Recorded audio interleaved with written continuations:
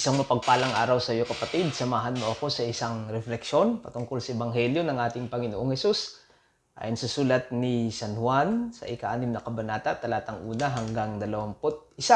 Patungkol sa pagpapakain ni Hesus sa 5,000 o 5,000 lalaki. At bahagi din sa ating batayang teksto yung paglakad ng ating Panginoong Hesus sa ibabaw ng tubig.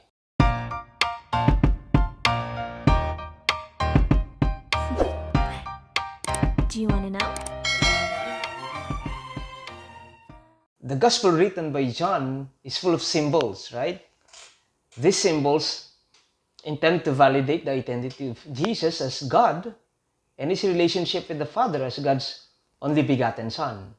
Napakatingkad yan sa usapin at sa teolohiya na isinulat ni San Juan.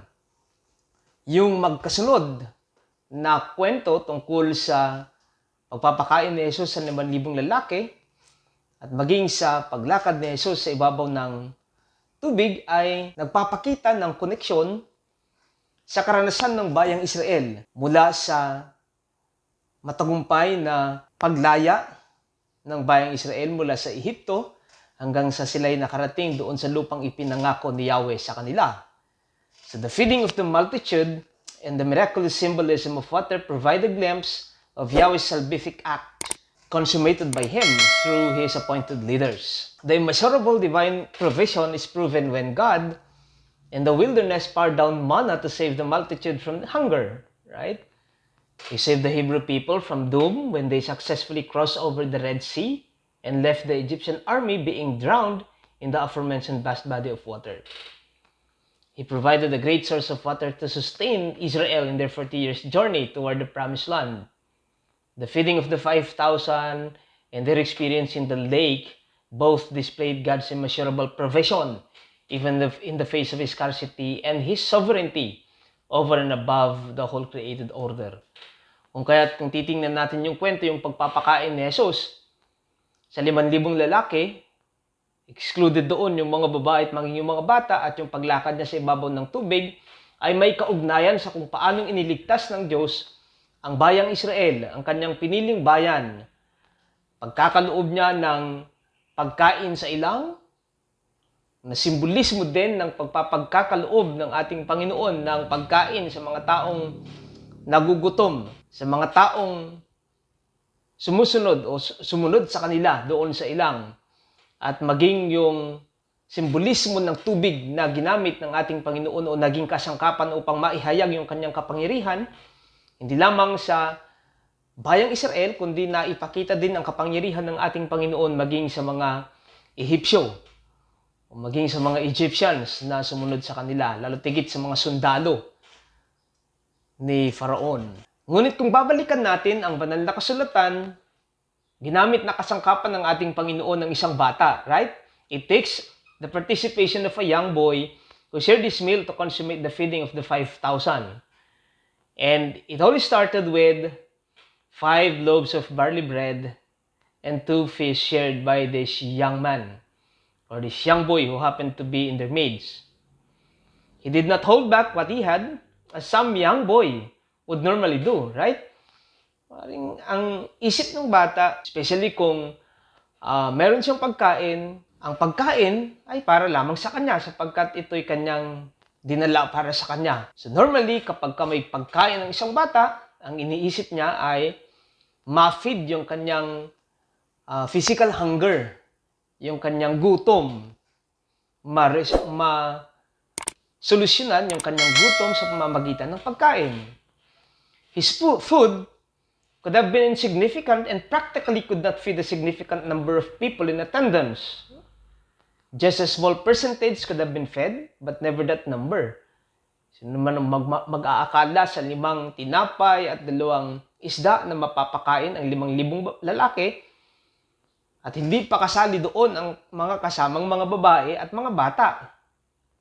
Kung kaya't mapapaisip na lang tayo, is this historically validated or it's just a symbolic manifestation of God's sovereignty and of God's immeasurable provision and even that of His abundance, especially the generosity of God? not only to feed the multitude, but even to provide in the face of scarcity. Ngunit ayon sa banal na kasulatan, pagkatapos silang kumain, there are at least 12 basket full of leftovers. Meron pang natira doon sa 5 tinapay at 2 isda na ipinakain nila sa napakaraming mga tao. More than 5,000 in attendance. And so a rational mind could simply raise his argument regarding the factuality and validity of this gospel narrative. Mapapakain ba ng 5 tinapay at 2 isda ang higit 5,000 tao? Bilang isang rasyonal na nag-iisip, of course not, hindi mapapakain ng 5 tinapay, maging ng 2 isda, ang higit 5,000 tao. Right? But this argument will never discount and disregard, of course, the power of God. But this argument is raised within the bound of rationality. Kung kaya bang pakainin ng 5 tinapay, 2 isda, yung higit 5,000 mga tao. When no one could ever discount and underestimate the power of God to feed significant number of people on the one hand, the power of sharing remains an essential contributory factor to feed even more on the other. Right? Makikita naman natin na napakain yung higit 5,000 mga tao kung sa perspektibo ng mga fundamentalists ay dahil sa kapangyarihan ng ating Panginoon, ngunit kung titingnan natin yung in-between lines, mabibigyan ng pagpapahalaga sa diwa ng interpretasyon yung diwa ng pagbibigay. And so it's not just about an issue regarding the power of God, the sovereignty of God, the abundance of God, but it is about the spirit of sharing that touches people's lives, right? Specifically through the initiative of this young boy in their midst na nakapagkaloob ng 5 tinapay at 2 isda. The young boy could have just eaten a simple meal by himself. And usually, yan naman yung iniisip ng mga bata, hindi ba? Kapag meron silang pagkain, sa akin lamang ito. Ngunit makikita natin, mababasa natin na ginamit na kasangkapan ng ating Panginoon ng isang bata upang kanyang ipinagkaloob kung ano man ang meron siya. But he voluntarily shared his meal to feed the rest of his fellow followers, right? We simply find the strength and power in sharing. While ultimate power belongs to and emanates from God, our desire to participate with Him and bring about the authenticity of this divine power becomes a tangible response, not to dominate over the weak, but to benefit the whole.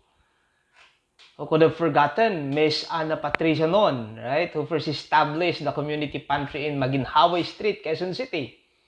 If the spirit of bayanihan or tulungan remains, we can lift each other's burden and we can address each other's need. Kagaya ng ginawa ng isang batang lalaki na ipinagkaloob kung anuman ang meron siya, yung kanyang pagkain upang ginamit na kasangkapan ng ating Panginoon na nakapagpakain ng napakaraming tao.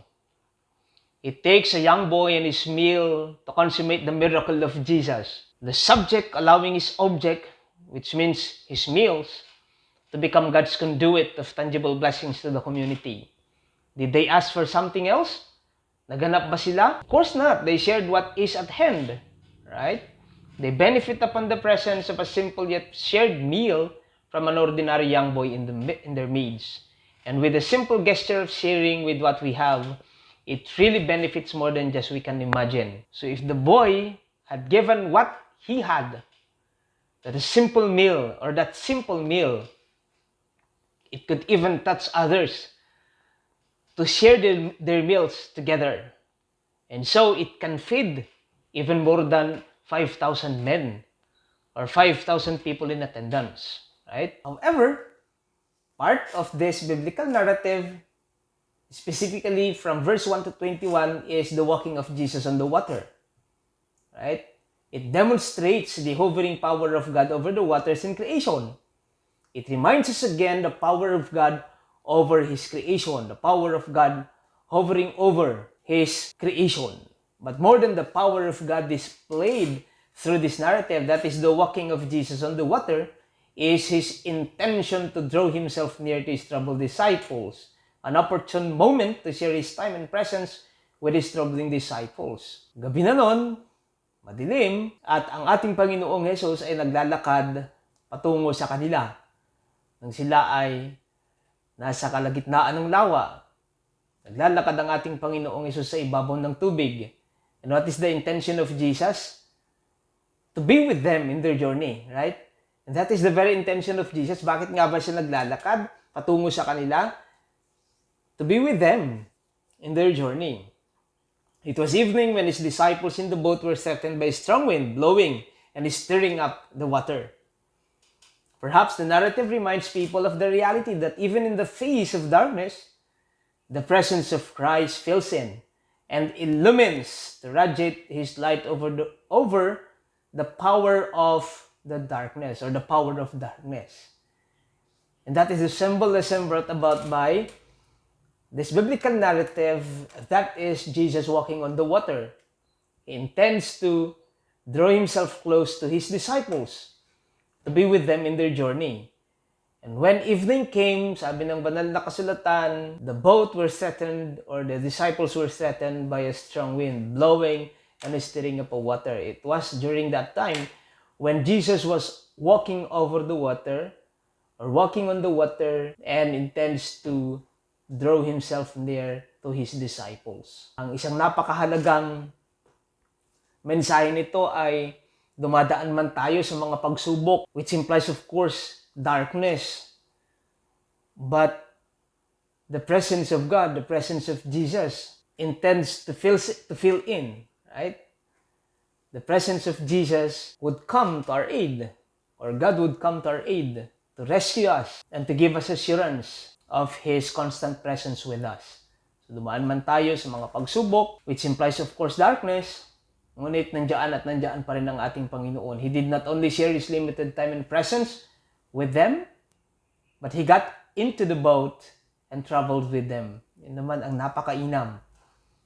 Hindi lamang niya ipinakita na siya naglalakad sa ibabaw ng tubig, kundi sumakay din siya sa bangka at nakipaglakbay sa kanila. But He will get into the boat and travel with us.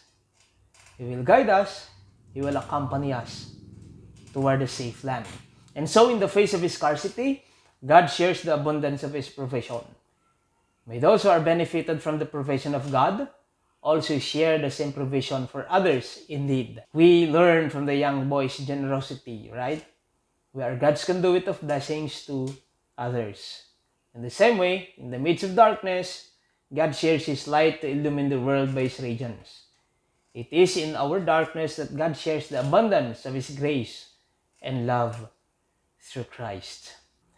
Muli, isang mapagpalang araw sa iyo kapatid at pagpalain ka nawa ng ating Panginoon.